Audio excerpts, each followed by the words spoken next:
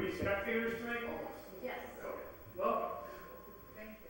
Always nice to have people. Bellamy's in Paris, so he said take notes.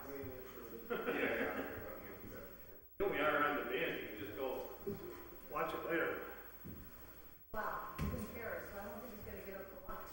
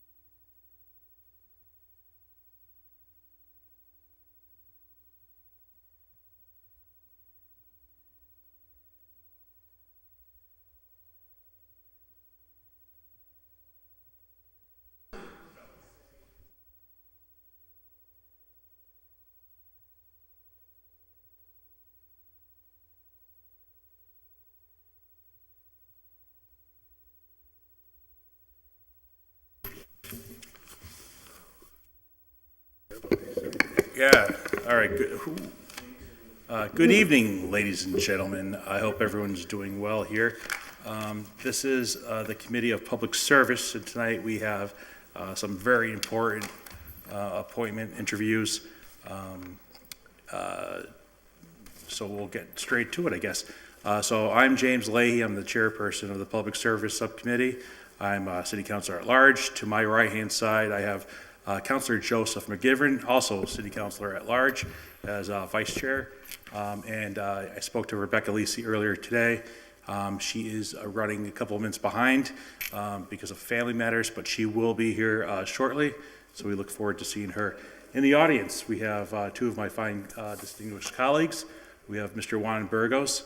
Mr. Juan Burgos he gets the award for always the most impeccable dressed in the City Council. And we also have my good friend and colleague, Michael Sullivan.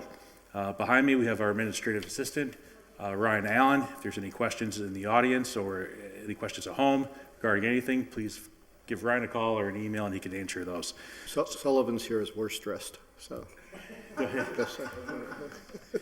You know, a lot of people have said that, but I didn't want to bring that to the people's attention. So we have the best dressed and the worst dressed. But nonetheless, we have two important people here. And tonight we have a bunch of different great appointments and hopefully more councilors show. I don't want to take anything away from any of the appointments, but we also are interviewing 3 people for the auditor's position tonight. And every councilor should be here for that. So hopefully they're watching at home if they don't show up here. But tonight, sir, we're blessed with an appointment from the Honorable Mayor Alex Morris. Mr. Morris sent every city council a letter on your behalf. And what I'll do, sir, is I'll just so we have each councilor here has a copy of your resume and your cover letter. And let's just see, we have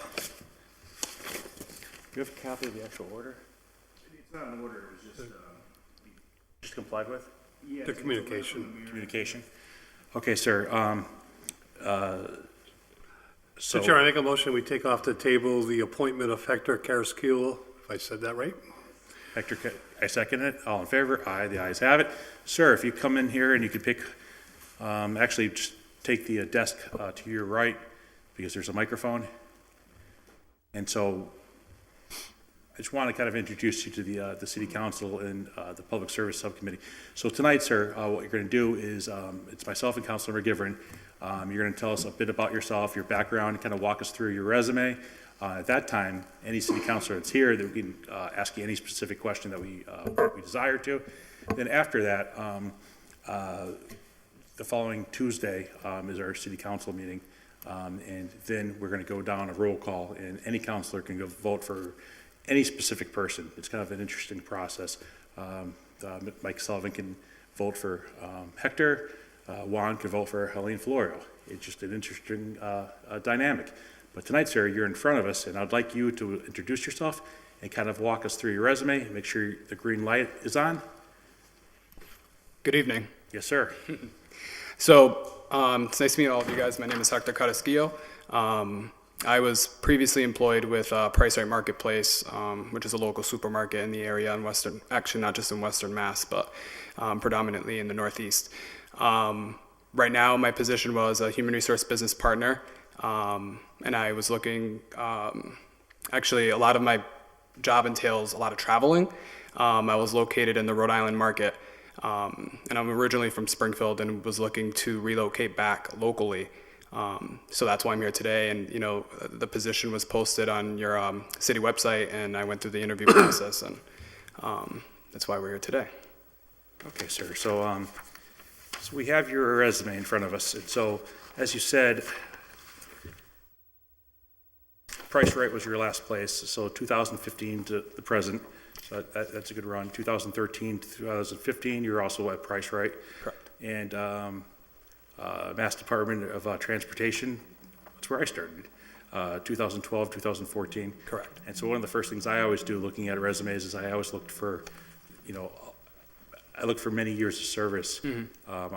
It's always a big red flag when you see people that jump around every year and a half. And I don't see that in your resume. It's a very good resume.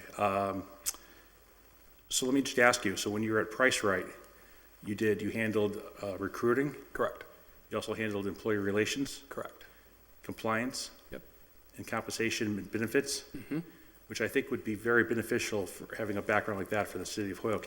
So can you kind of just walk me through a time where you had to bring an employee in that wasn't pulling their weight and having a conversation with that employee, trying to get them back on track, and kind of give me the steps of what you did and how that employee either got on track or you had to part ways with that employee?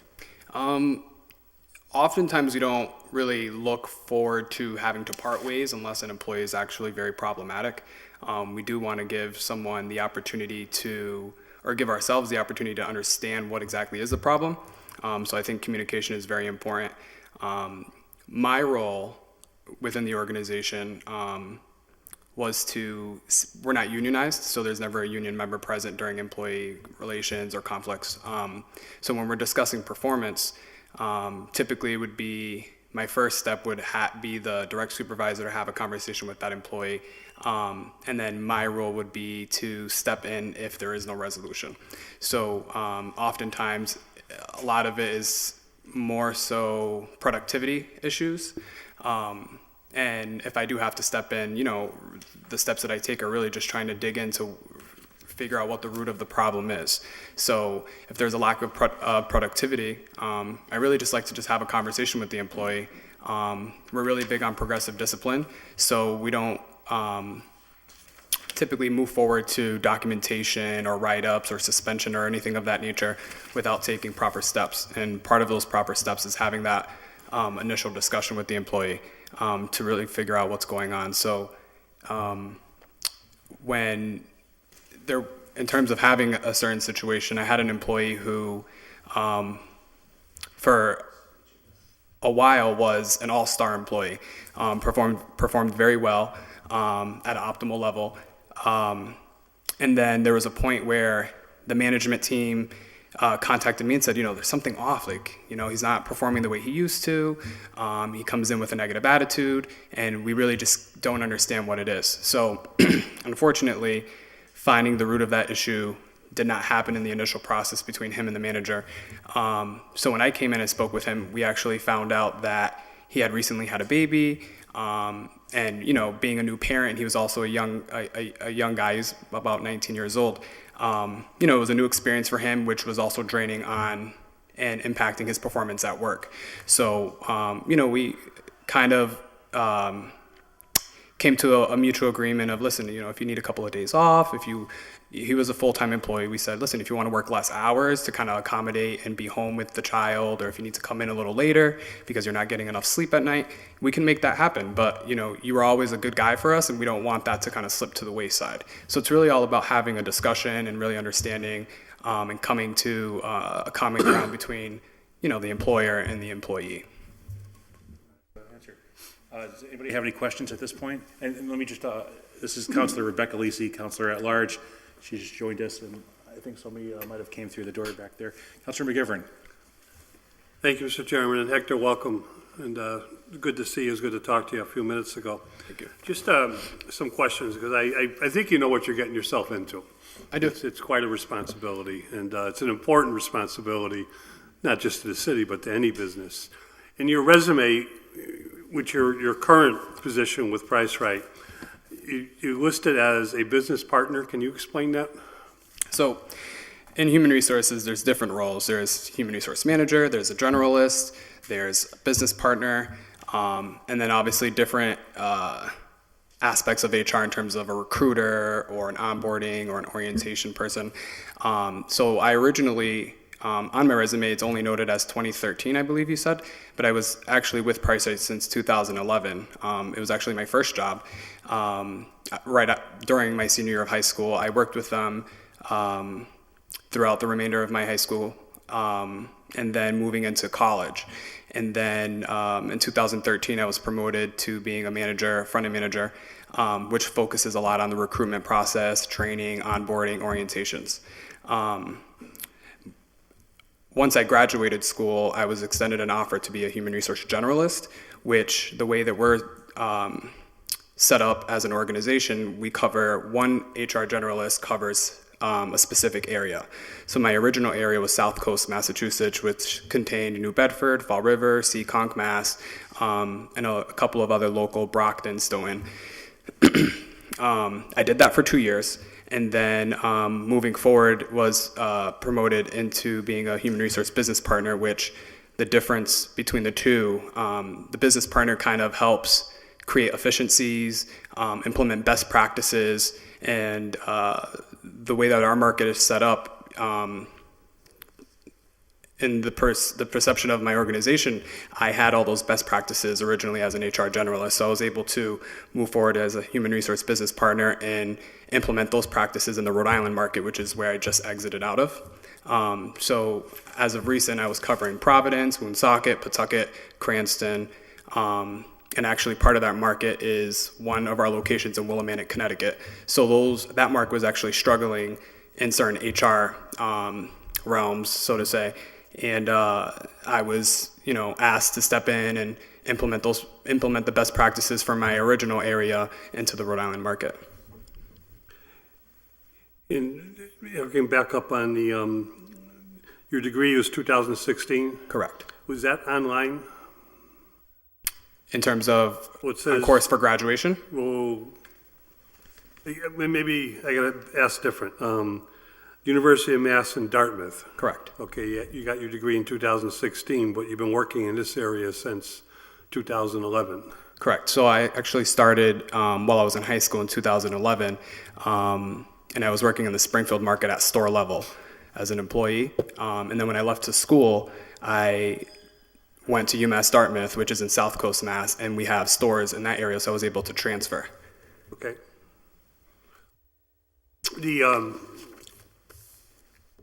role that you played, have you ever supervised anybody at Price Right? Correct. When between 2013 and 2015 as a manager. Okay, supervised mean they reported to you? Correct. Okay.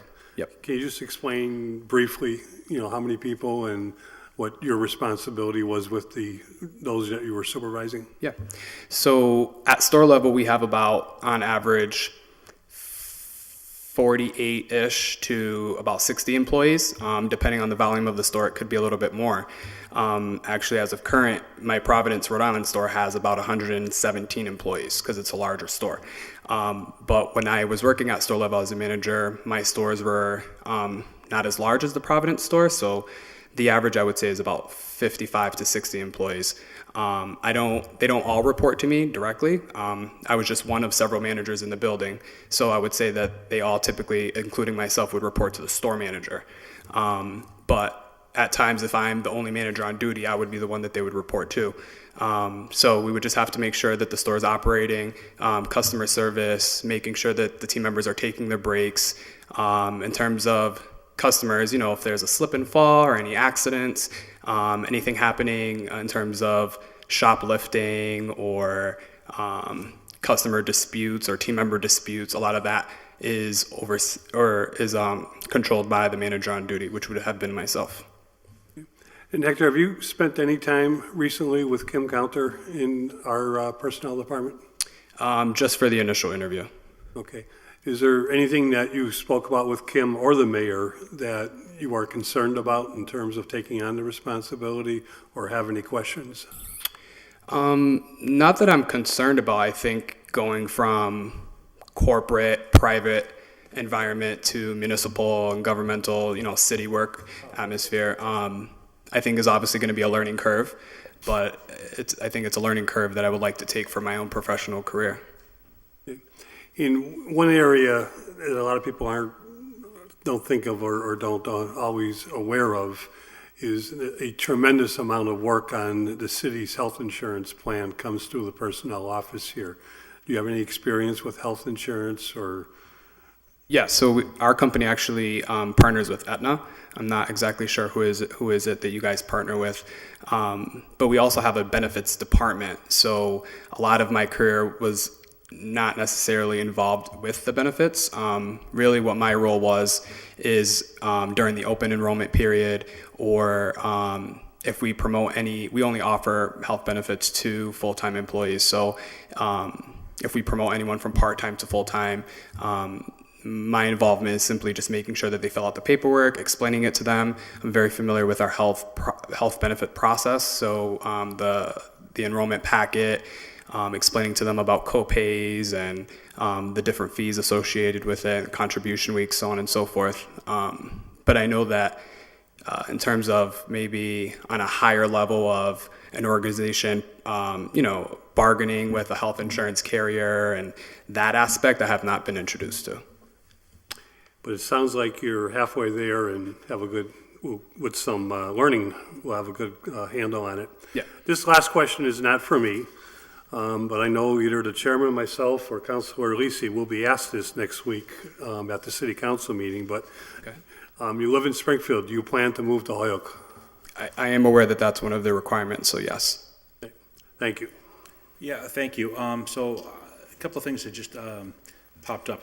So one of the things that I would have bet that Councilor McGivern would have discussed and talked about was your experience with unemployment claims. Mm-hmm. It's always an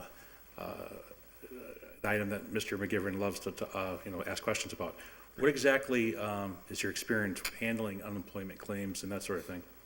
Well, the environment that we work in, or that I was working in, a lot of the turnover results from unintentional harm to our company. So we typically, more often than not, just let the unemployment claims go through. Unless there's a situation where there was a specific employee who, intentionally did something to harm us, then we would obviously proceed with fighting it. The unemployment contacts myself, so the email gets sent directly to me. And then I partner with our store managers because I don't know or interact with each associate. So I'm not always aware. We give our store managers the power to, part ways for whatever reason. So if a cashier was terminated based off our cash handling procedures. That's not something that we would fight because it's usually out of their control. It was an honest mistake, but unfortunately our policy is in place, so we would have to let them go. In the event that there was someone that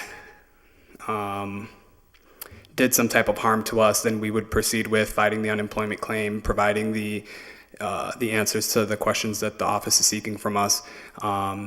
Then when they make their decision whether if they're gonna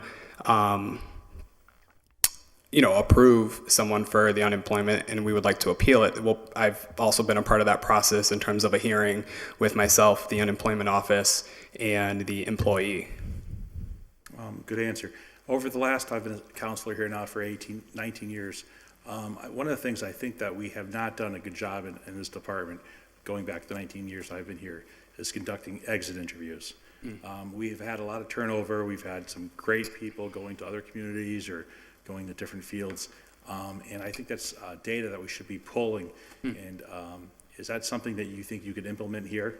Because I don't believe, to my knowledge, it's happened. We actually experienced the same issue up until late 2016. We also did not conduct exit interviews.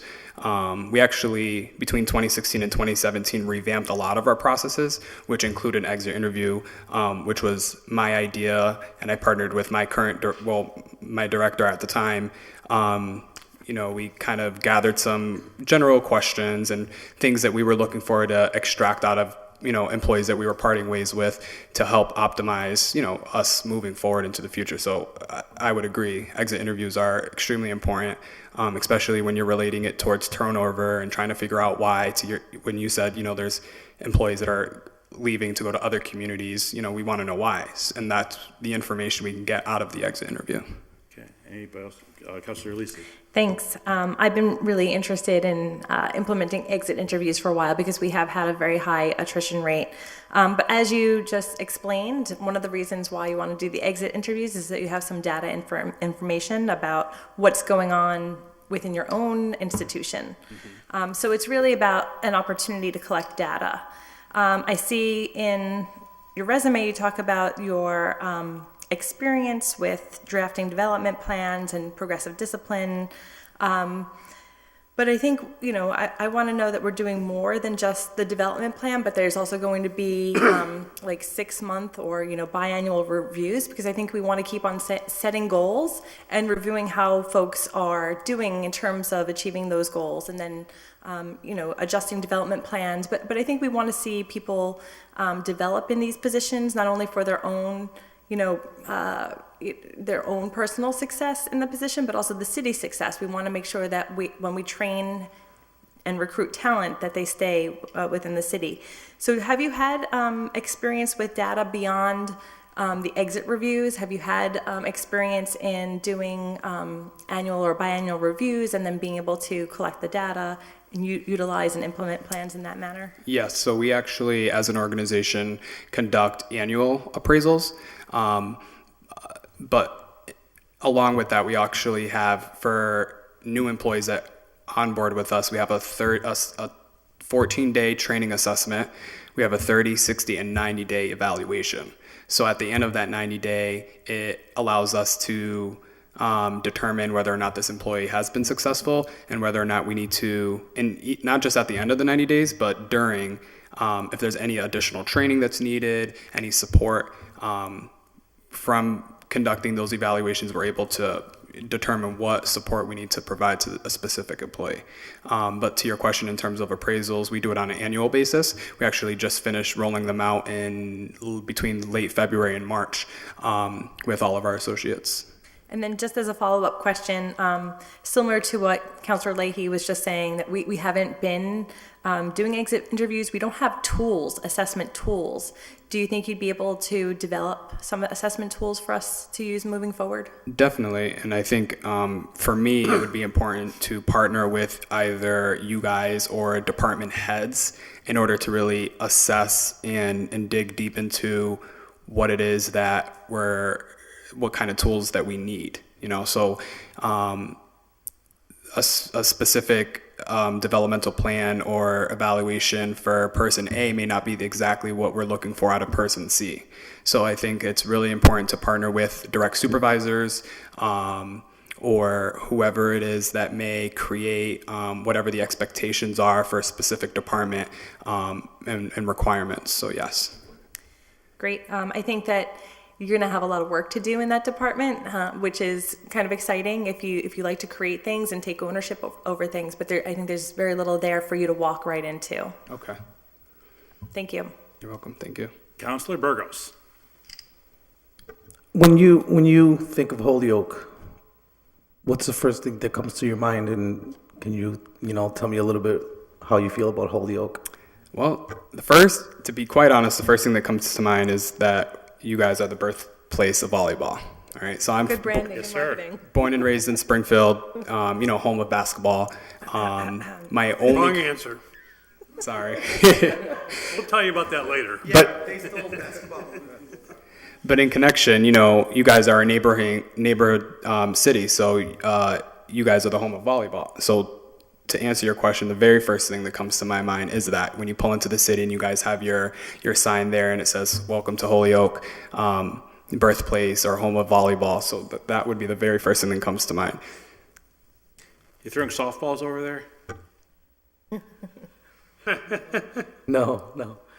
Okay, so I guess when I think of Holyoke, I think of home, obviously. I was born and raised here. When I think of Springfield, I think of a community that's a second home, right? So if I was to apply for a position in Springfield, I would see what I can do to make the city better and work together, right? So I guess that was my question. What can you bring to Holyoke? Okay. Where I'm really big into development plans and engaging with team members and employees. So for me, it's really about learning what opportunities you guys face and what it is that you need from me. So at this moment in time, I'm not obviously familiar with all of the opportunities that you guys are facing, but I'm definitely looking forward to, finding a common ground between ourselves and the employees that work for the city. And in turn, that'll obviously move forward in a better direction, so to say. Good answer. As the former president of the Volleyball Hall of Fame, I like your answer. Any questions? Yep, please. Counselor Sullivan. Thanks. Hector, you mentioned working at a store level and then corporate level. Your current, your present position, is that a corporate level job? It is, but the way that we're set up, we don't all work from the office, so it's actually field, which is a reason why I was looking to relocate back into Western Mass. I love PriceRite. It's an amazing company. They've done great things for me, and we're kind of, on a little emotional path right now because they are aware that I am looking to leave and they weren't too happy about that. But, I'm not parting ways with them because of any other reason other than just being closer to home. So it's sad to leave them. But yes, so to answer your question, it is a corporate position. I've known nothing but PriceRite growing up. I shopped with them up until the point where I was hired. And then growing up with the company, being, a teenager in high school, working throughout college, being able to work in multiple stores, do grand openings, and then get the opportunity post-college to join their corporate team was definitely something that I cherish for sure. So what's the total number of employees in all the stores that you were dealing with, that the scope of your work covered? We have 7 stores in the South Coast area, so it was about just about 500 employees, I would say. And then when I moved into an HR business partner role, we were short someone to replace my position. So at the same time, I was functioning as an HR business partner for the Rhode Island market, but also covering my previous market. So it was 14 stores together. So you would double that, and it'd be about 1,000 associates. Okay. And you know about how many employees there are in the city of Holyoke right now? If I had to take a guess, I would say 600-ish. I'm not sure myself, but I believe it's in excess. More than six, I Don't believe it's- ask a question there's you more than can't 600 answer. teachers. I do believe it's in excess, not counting the teachers, but I believe it's in excess of 1,000 employees, right? Not in City Hall. Payroll over Not here in can City tell Hall. Go ahead.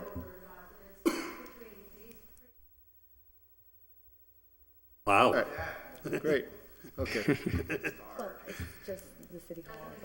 That's true, yeah, good point. Good point. 1,800. Wow. All right, does anybody else have any other questions? If I could, real quick, Councilor Mr. McGriffin. Chairman, I just want to explain my answer to Hector. Your volleyball answer was perfect until you said something about basketball, because it started here too. Oh, okay. That's okay.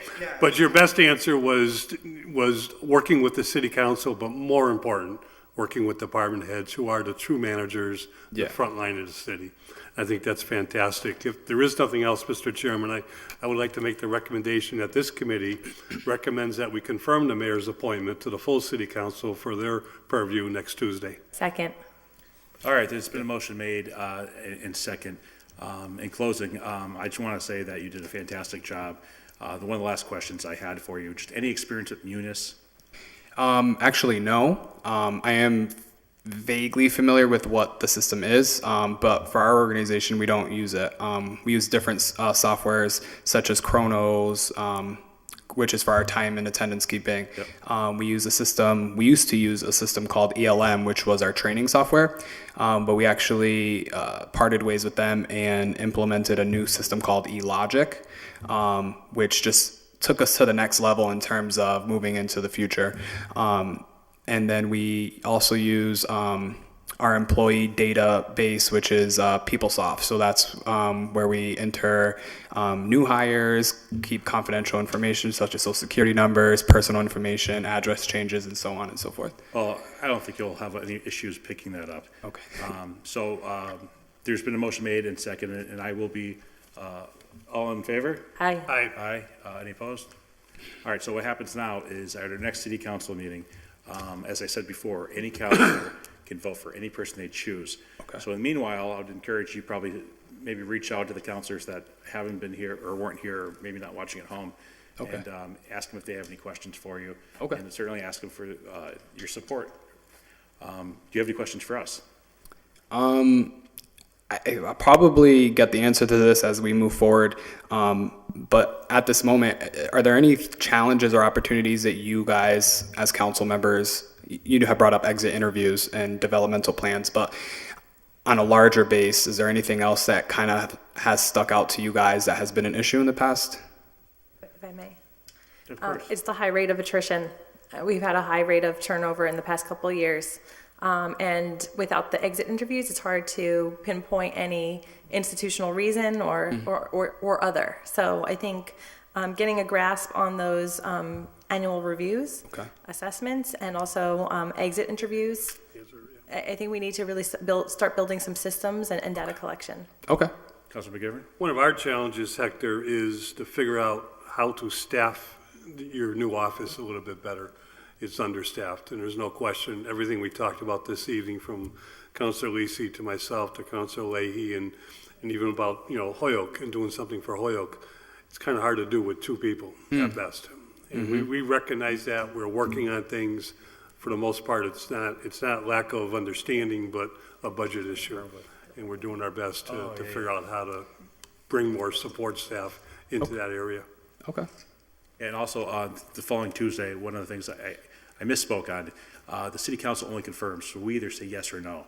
And so the mayor has appointed you, congratulations, and so now the city councilors will either confirm or deny you. So having said that, I'll go on record, I'll support you. However, I do think you should reach out to all the other councilors as well. Okay. Do you have Definitely. any other questions? No, that's it. Sounds good. Okay, so I make a motion that this has been complied with. We can, because it's the mayor's appointment, we have to recommend one way or the other. I would make a motion that we recommend that the appointment be confirmed by the city council. Second. Okay, all in favor? Aye. Any opposed? Thank you, sir. Thank you, guys. And, if you do have any questions down the road, don't hesitate to call any one of us. Okay. All Thank right. you. Thank you, and have a good night. You too.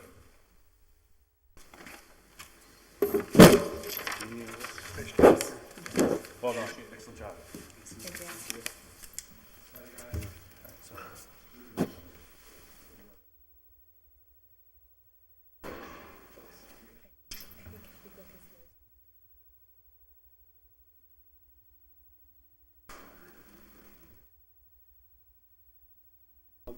How about the other two?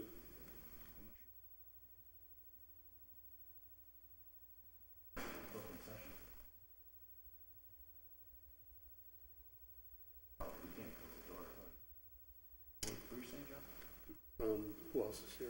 We can do the other two. I think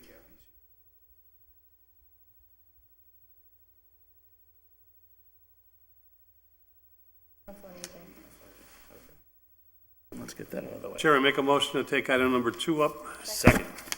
All in favor? Aye. The ayes have it. Okay. Ms. Cappy Glicka? Ms. Cappy Glicka, please come in and join us here at the City Council. Public Service Committee. How are you tonight? I'm fine, thank you. How are y'all doing? Doing well. So I want to make a motion to take off a table an order that was filed to the Attleboro City Councilors. Dear council members, subject to your approval, I hereby appoint the following individual to serve as commissioner to the Council of Aging for the City of Holyoke. Ms. Cappy Glicka, 19 Concord Ave, Holyoke, Mass. Ms. Glicka will serve a one-year term. Said term will expire August 2018. Respectfully submitted, Alex B. Morris, Mayor. So make a motion to take this off the table. Aye. Aye. All in favor? And so 2018 or 19? I can only read what is given to me. We should probably check that with the mayor for the meeting. Yes, so I'm sure that's just a typo, and we can figure that out before Tuesday, but I can only read what is given to me. So I'm not sure if you saw the last interview, but this would be pretty similar. So just tell us a little bit about your resume and your history and why you want to serve. And first of all, we want to say thank you for a volunteer position. And I'm James Leahy, City Councilor at Large. I know. have Councilor Rebecca Lisi to my Yes. left, Councilor Joseph Yes. McGivern, Right. Mr. Juan Burgos, the best dressed counselor, and Mike Sullivan, I won't say it. So tonight, just tell us a little bit about yourself. Okay. Okay. I had submitted a resume to Mayor. We have a copy. Pardon? We have a copy of it. Okay. Yes, I recently, within the last couple of years, retired from Mount Holyoke. I was there for 21 years. I was in the advancement office, and I did stewardship for the college. I worked with all of the endowed funds, all the major donors. I did any big events that were held for the college, either on campus. I did some in California, some in New York, some in Philadelphia. I worked with the students. The college has a large group of scholarship funds that have no restrictions. It's just for aid. And so my job would be I would send out a questionnaire over the summer to these students, and then I would match students to like about 235 funds, meet with them and have them write to the donors to give them. I never asked them to write a thank you letter. I said, like a letter of introduction, let them know who you are, why you're here, and just get a better letter that way, instead of just a thank you, thank you, thank you. Before that, I was a business manager for Stage West in Springfield. When I retired, I decided I wanted to do something that would mean something to me. And I took about 3 or 4 months and looked around and went to meet with Carla at the Council on Aging. What I saw convinced me that that was someplace I'd like to volunteer. And we thank you. I'm the president of the Westwood State University Foundation, and I look at the Mount Holyoke's numbers, and I am so very jealous. And any person that could say we have a large amount of money with no restrictions, it just boggles my mind because we have a lot of restrictions. Some of the more recent ones, I'd say the last 10, 15, about 10 years, did place restrictions, but a lot of them, Mount Holyoke used to be, used to just meet your need. So you can't apply for these scholarships. That's the whole point. They did them, and alums established them just to help the college offer the financial aid that they did. So that's why they may have had slight restrictions like, I don't know, maybe they'd like a math major, but it wasn't the type of restriction, and they were not funds that could be applied for because they were need-based. These were all need-based funds. Wow, that's excellent. So, Does anybody have any questions? Councilor McGivern? Hey, actually, Kathy, I don't have a question because your resume and the way you speak is beyond any question I could ask. Oh, thank you. We thank you for Thank you. being here. I would only ask you one thing on the board is to keep in mind outreach is always important because it's Oh, a beautiful absolutely. facility. Yeah. And there are people that could be using it that for whatever reason or not. And any outreach you can promote, that would be great, but oh, I mean, and I do speak about the council a lot because I was so impressed when I came there, and I'm impressed every time I'm there, at how, first of all, how cohesive the staff is and how they get along so well with one another and help one another.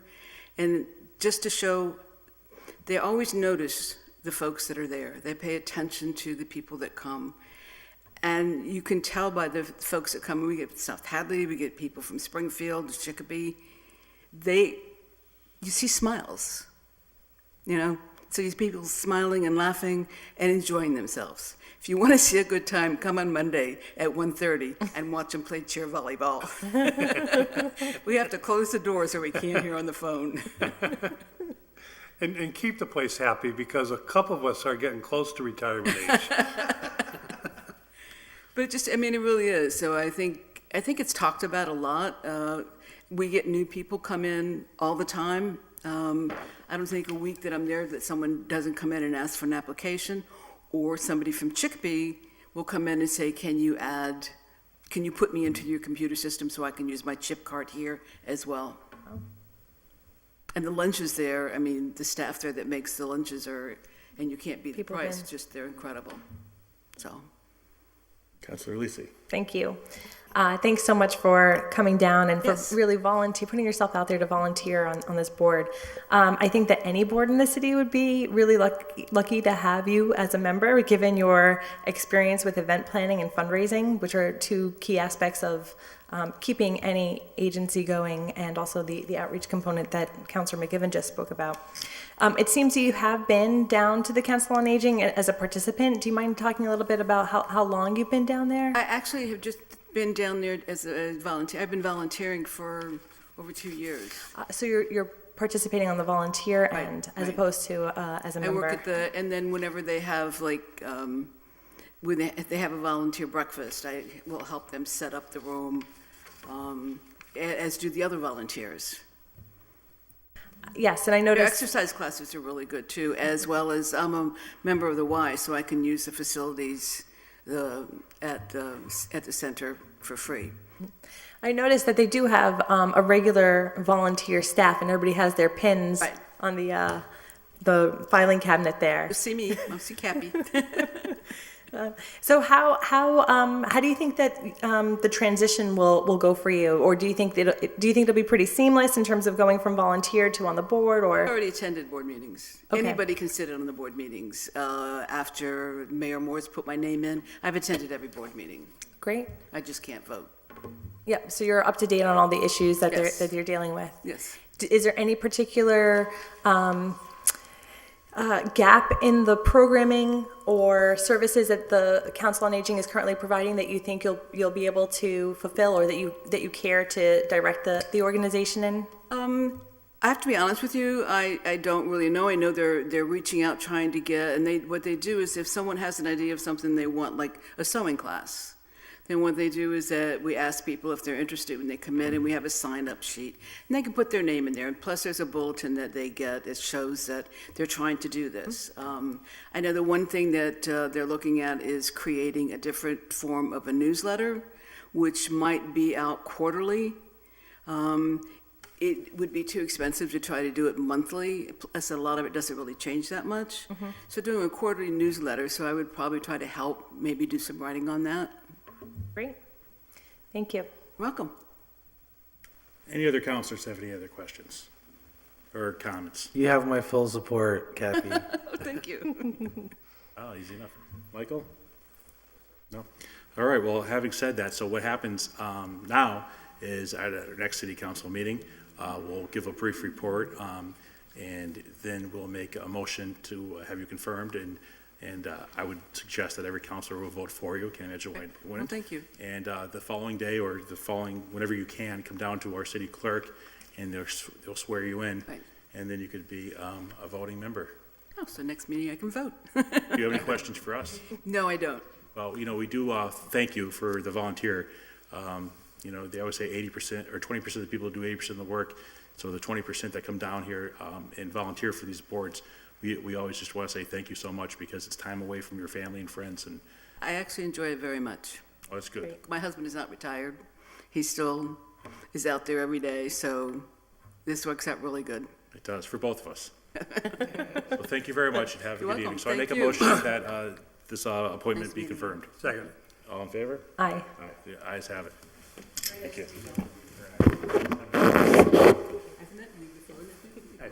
Now I met you. Thank you all. All right, so we should.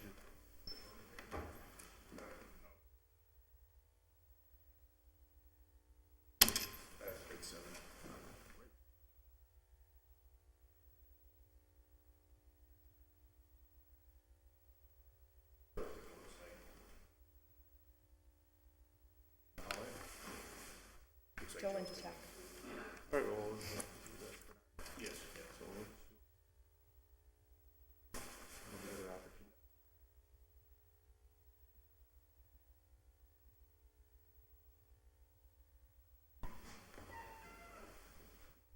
Did you hear that? Wait for it, and if she doesn't show up the next time, then I ask Alex to. All right, so I make a motion to take off the table an item that was, yes, yep. Motion to take up item number 3. All in favor? Okay. So this is a letter dated June 14th to us, the Honorable City Councilors. Dear council members, subject to your approval, I hereby appoint the following individual to serve as a member of the Board of Appeals of the City of Holyoke. Miss Hilda Rogue, 267 West Franklin Street, Holyoke.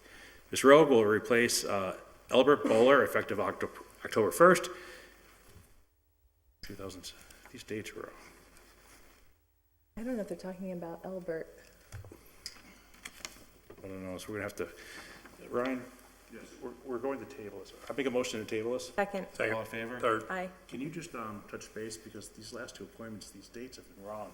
And so it's probably just a boilerplate type of thing, but nonetheless. Sir, please join us. You're Mr. Bernard Yankson? Yankson? Welcome. Welcome. Sounds kind of like Yankees, but I'm not gonna. That's right.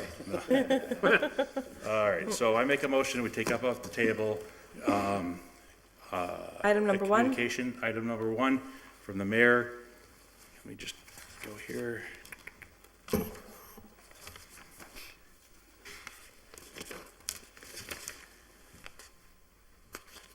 All right, so item number 1 is kind of just a brief, vague overview. It's an interview of applicants for the position of the city of Otter for the city of Holyoke. So tonight, sir, what we'll do is we're going to ask you questions.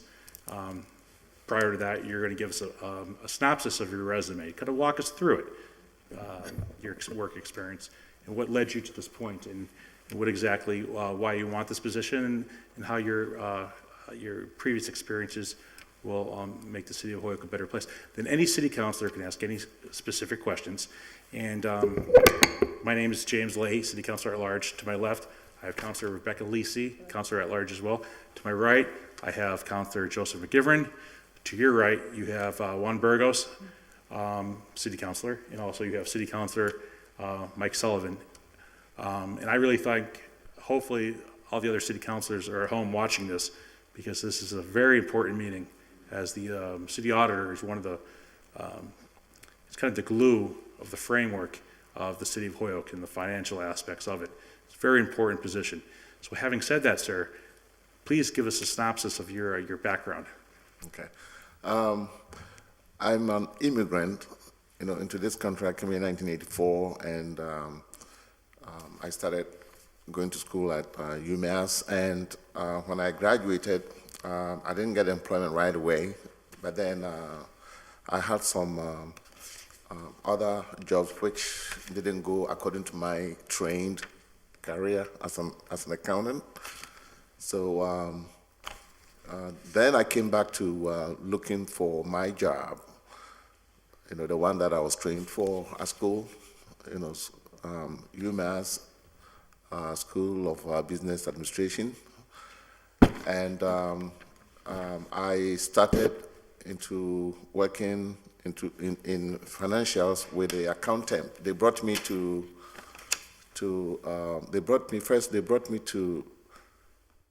Health New England, and I did some accounting. They call it accounts payable consultant. I have removed those from my resume because they were so old, and because this particular company that I have in there, I've worked there for the past 17 years, so I decided to remove those ones out. So then, after that, they took me to UMass, my school, where I also did some accounting. I mean, a payroll consultant there. And then they brought me to community enterprises. Actually, I didn't come to community enterprises right away. I came to Business Dependable Alternative. It's a temp agency that was a subsidiary of community enterprises. It's a for-profit, so they hired temps and placed them in industries around. Dependable Business Alternative. It's not in here. And after working there, I did their payroll, I did account receivable, I did accounts payable there for a few months, and then they absorbed the whole subsidiary into community enterprises as a department, which means community enterprises will be doing all the account receivable, accounts payable, general journal entries and all that, under the accounting manager. So that's where I came into community, to be working for community enterprises. So, and as you see in my resume, from the bottom to top, it's all community enterprises changing into phases. And then just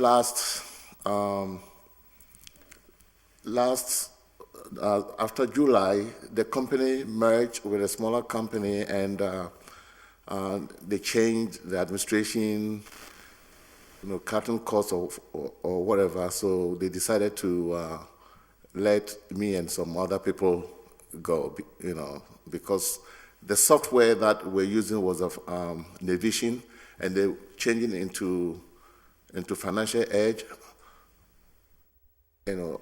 Those are not mentioned there. The company is using a different software, Financial Edge, and the person that was coming in had a higher position. His position was a controller from the smaller company, so they came along and they decided that my position was no longer needed because he was there, and he is a very knowledgeable person of the software that they were going to use. So I had to go. So since November, I've been looking for work. Yeah, and I've been continually applying for, and I saw this position here. I said, when I saw the detail of the job type, I said, this is what I've been doing, so why don't I give it a shot, and see. So that's where I am. So on your resume, just so I'm clear, so it says work experience, so you have Viability, Inc.? Yes. And so Community Enterprises is a part of Viability, Inc.? Exactly. They merged and they chose the name Viability. So these 4 jobs are all the underneath- same company. Oh, okay, so, okay. Yeah. Okay, wow. Anybody have any questions? I have, sorry. Councilor McGivern? Yes. Just typically go with the members of the... I would yield to our newest Oh, member. Councilor McGivern will yield to the gentleman sitting across from me. Mr. Burgos, go My ahead. apologies, I'm sorry. Okay, so I'm looking at your resume, and what I definitely can tell is the length of years, which reads to me as dedication. Yes.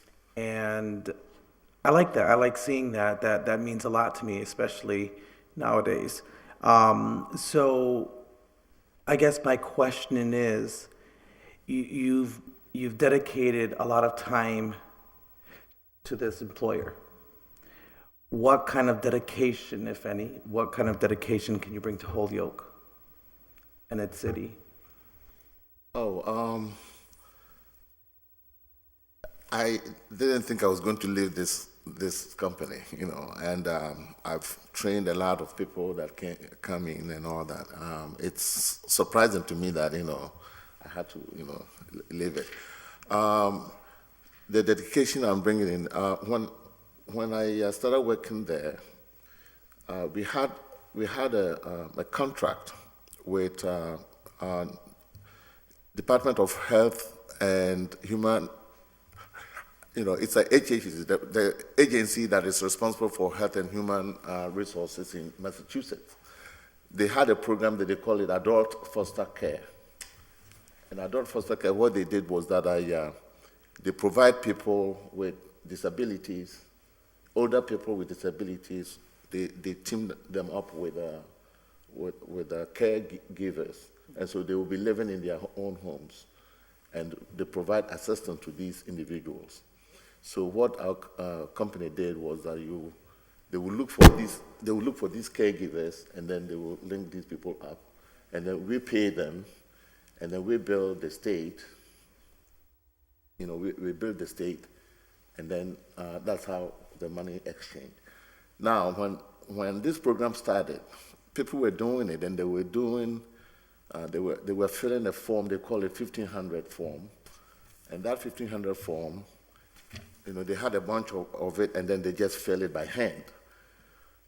And you can imagine how people's handwriting, and then bringing this to a state agency and scanning it in and all that.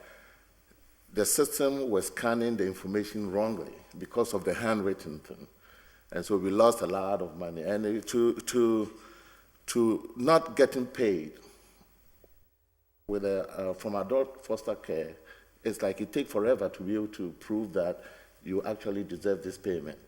So when I came in, I said, we can't continue writing it like that, and because, if you write a 2, the system might take it as Z, and so that automatically will reject your bill. So I said, why don't you look for the software? So we looked for a software, and the software was there. It was online, so we saw it, and then I said, okay, we can now type it in instead of writing it. And then later on, not knowing that the program actually had a system with the state.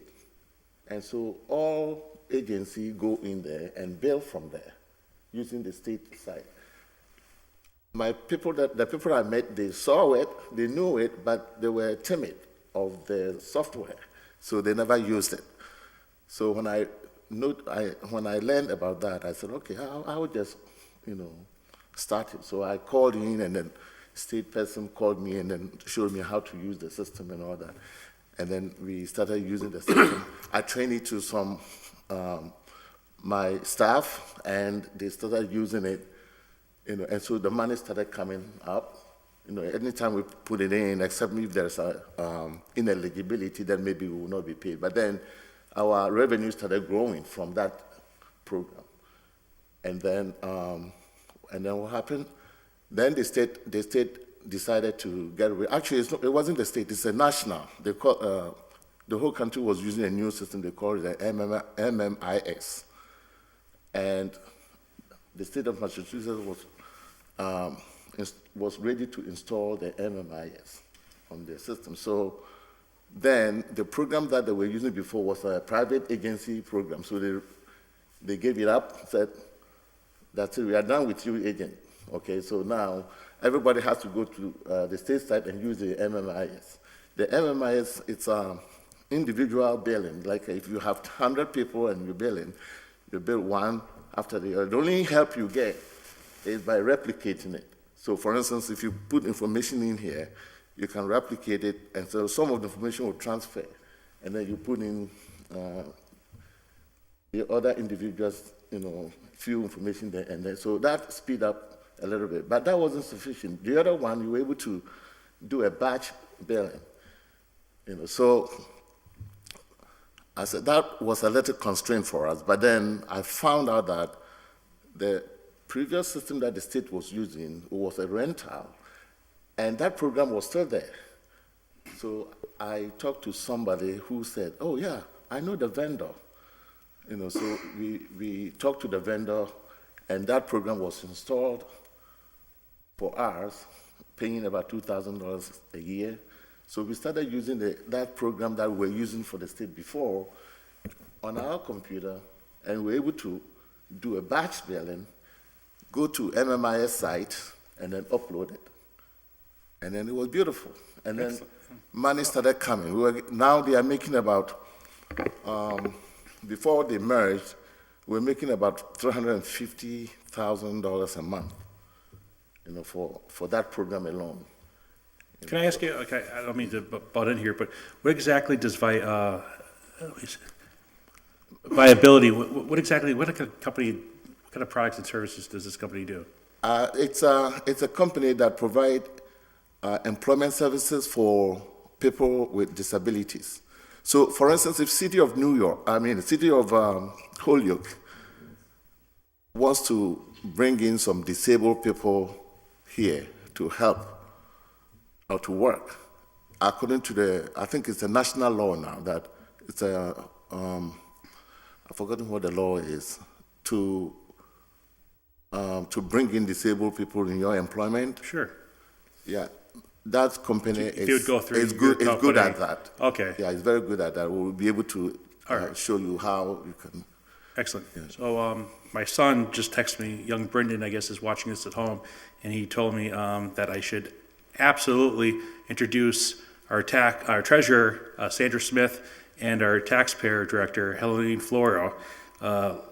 Very proud of Brendan for catching that, so I apologize for not introducing you guys prior. And I also got another text that my sister-in-law just went into labor at Holyoke Medical Center, so I'm excited about that too. So Councilor McGivern?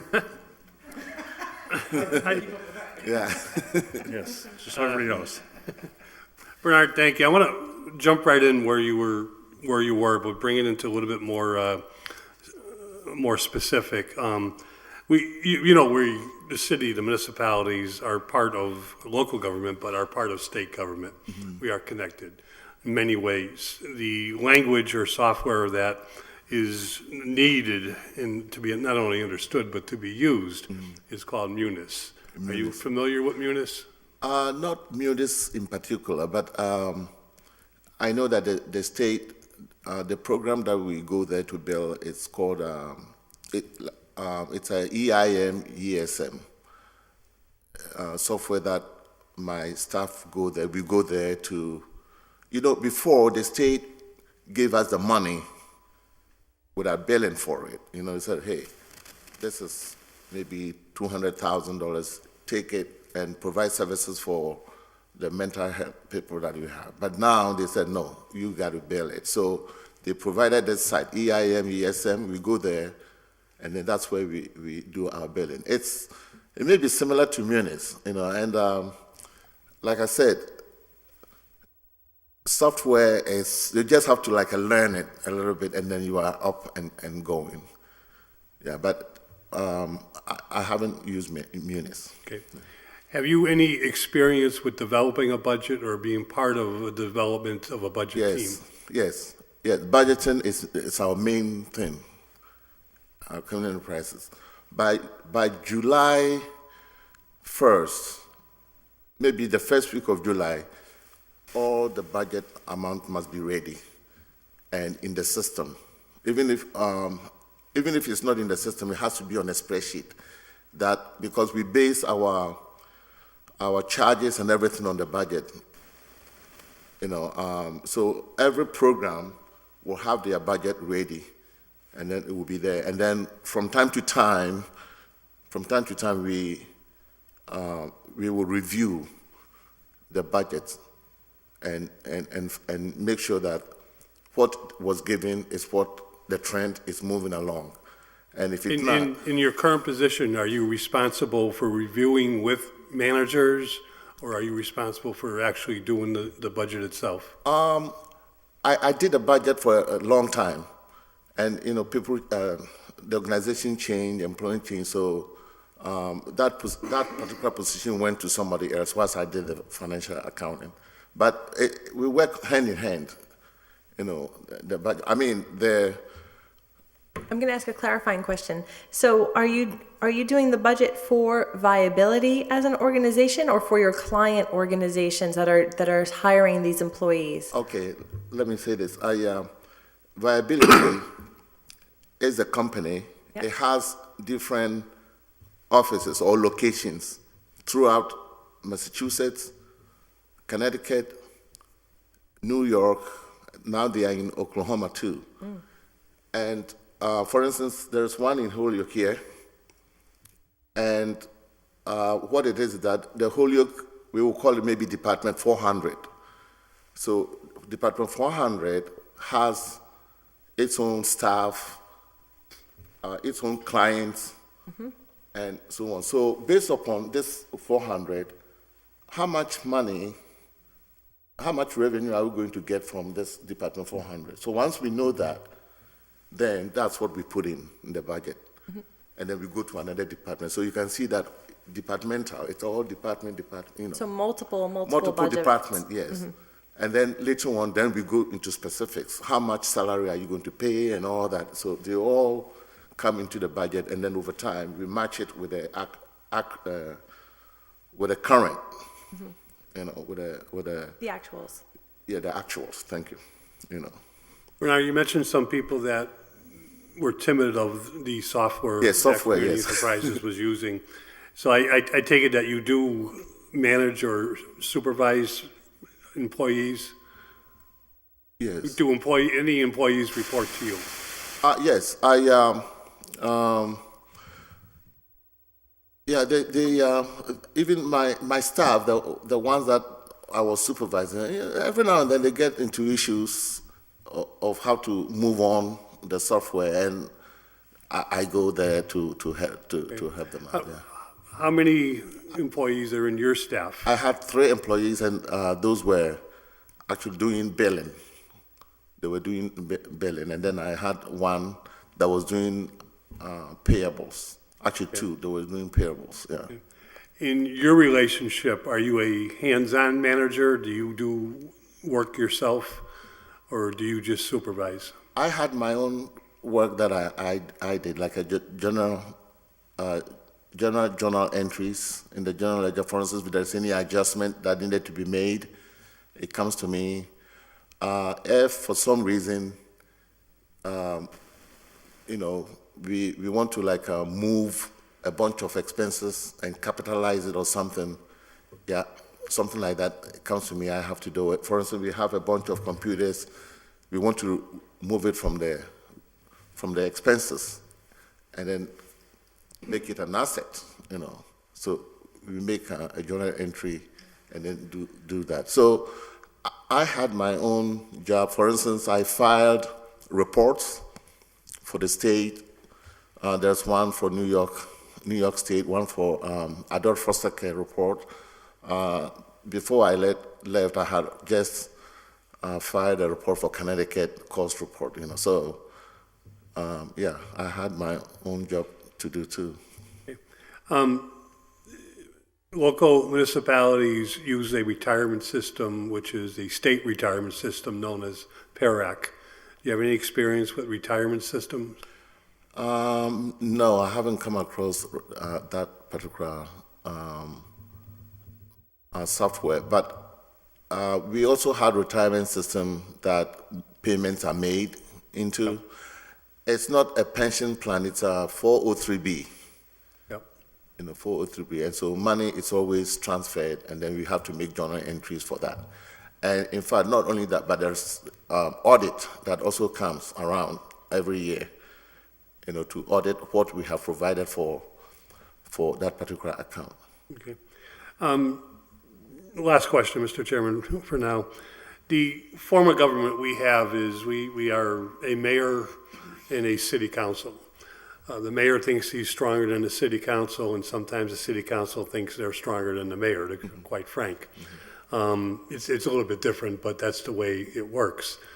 The question I'm about to ask is, as auditor, you be, in the city of Holyoke, be responsible, you know, for a number of things.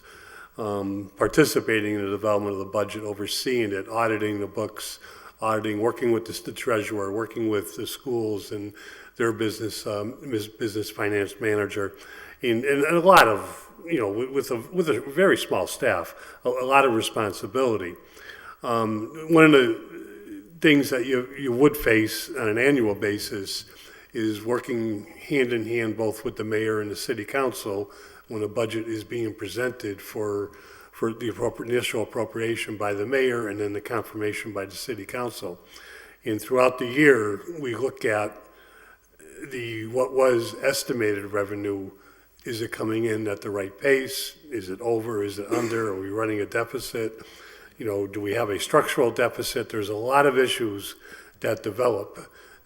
Some mayors, I'm not going to say all, tend to like the auditor to tell them what the situation is, but not necessarily tell the same figures to the city council.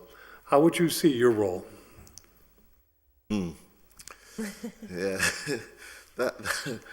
This is the bonus round now, okay? That's quite difficult. We go through that all the time, like you said, the revenue's not coming in and all that, and that's where we have to know what's causing the revenue not coming. I've seen staff being cut. Staff being cut because the way the budget and the actuals are going, they cannot make the budget, so then they have to reduce staff painfully. That happened a lot of times. In terms of agreeing with the mayor on what the financials are looking, and then being able to present something different to the council.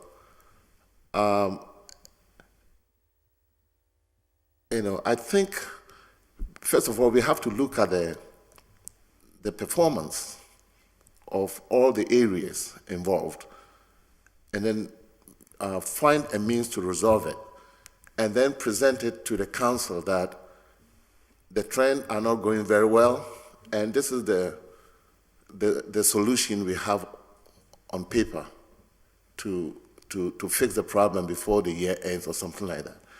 Because you cannot change the numbers.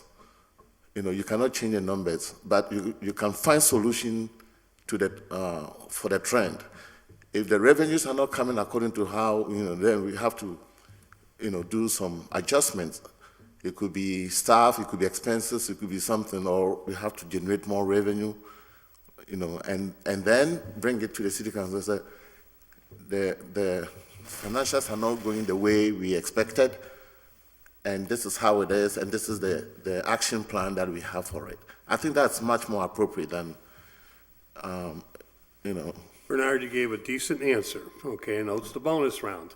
It's an interesting example you used, though, because you're talking about the bad news.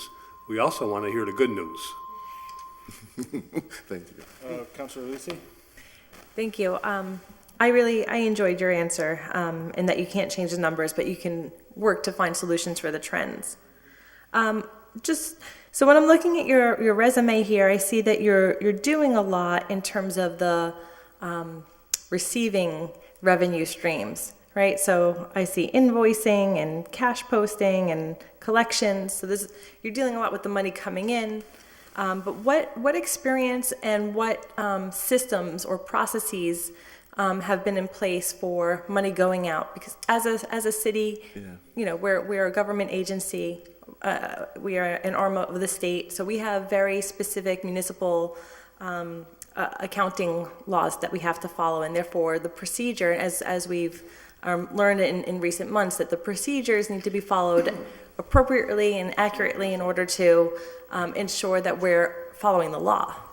Yes. So can you just speak a little bit to your experience and with money going out of your organization, and what processes and procedures have been there? Right, okay.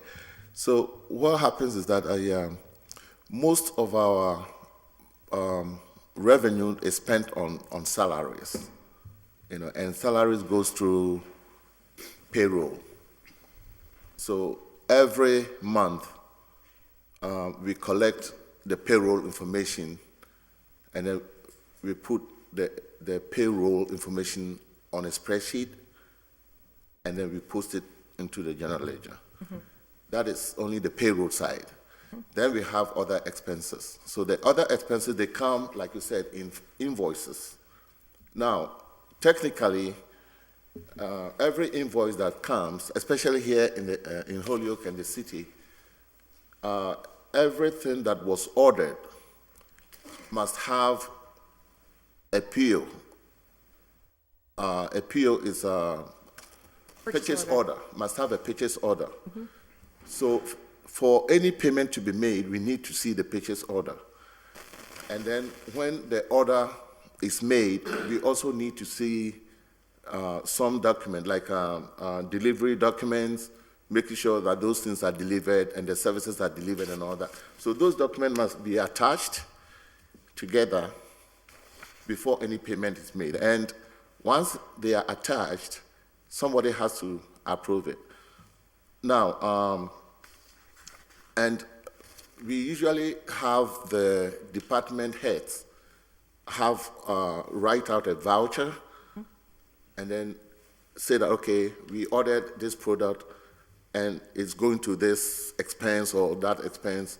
You know, we load all this information to them so that they will make the accurate selection of an account where it will go. So all these documents come together, and then we bring it to the accounts payable, the people there, then they will enter it as an expense first. And then later on, if the money is there, then we select that particular item and then we pay. Before it gets paid, the CFO will look at it, you know, make sure that this, you know, we can pay this item. And then we go ahead and pay it. Yeah. Thank you. That sounds very similar to what the process would be like here. Right. Yeah. Councilor Bogos. You have, Councilor Sullivan? Any other questions? Okay, sir. Well, thank you so much for coming in. We greatly appreciate it. You had some terrific answers as well. I think- Do you have any? I just was wondering if we have the residency requirement still. We do. Councilor Alisi brings up a good point. So if you do get appointed to this position, would you be willing at this point we have a residency requirement. Down the road, maybe we won't, but we do now. Would you be willing to move it to the city of Holyoke, which we call God's country? Yeah, and you have your own electricity too, right? Yes. I would love to move to Holyoke, yeah. Okay, sounds good. So do you have any questions for us? Any of you familiar with the accounting system here? The only person to be familiar is our treasurer who's sitting behind you. Oh, okay. You'd be working hand in hand with her. Oh, okay, hello. Yeah, she's a very nice person, so, you know, offline, you could probably, I'm sure she wouldn't mind talking to you and walking you through anything. All right. So she's Treasurer Smith, so you can touch base with her. Oh, okay. She'd be probably the best one to answer any questions. Okay, I was going to ask how do you process? Well, you could do that offline. Oh, You offline, can- okay. Yeah, so at our next city council meeting, sir, Okay. what we'll do is, we're gonna bring this appointment up. We gotta discuss that. Yeah, we'll touch base. Okay. And we'll certainly let you know. At this point, I think it's just, what's the I appropriate think we should motion? table it. I make a motion, my motion will be to table it, but if I could, just under discussion. Sure. Bernard, thank you for the interview this evening. Okay. We have at least two other candidates that we're Okay. supposed to interview. All right. And we're not too sure where they are, and there may be other candidates in the hopper that we're waiting to hear from our right. Human Resource Department. Okay. Well, you did a fantastic job, sir. Yeah, thank you for the So time. thank you, have a good night. So, on the Thank you table, for your patience. on the motion of tabling it, second, Second. all in favor? Aye. The ayes have it. Ryan just went outside and checked, and the two other candidates are not here. Yeah, I just you're want good to, to go, I just want sir. to make it clear. So we are in the process of interviewing, and it may take a few more weeks to complete the interview process before our recommendation goes to the full city council. So you're on standby for the next few weeks. I just want to make that clear, that we are in the middle of a long interview process, and yeah, we'll be in touch one way or the other. Thank you. Have a good night, sir. Okay, so the two other people did not show, so we made a motion to table that. You guys have any questions or comments? The whole thing is tabled, right? What's that? Oh, item number 1 is being tabled, so we're good. That's the only thing that's tabled, right? And item 3 we tabled earlier. Oh, that's correct, yep. Okay. Make a motion to adjourn? No debating that motion. Second. All in favor? Aye. Ayes have it. I appreciate everybody for coming down here tonight. Is there any items that you guys were here specifically for? No, okay. Thank you. All right, everybody have a good night. Thank you, Ryan.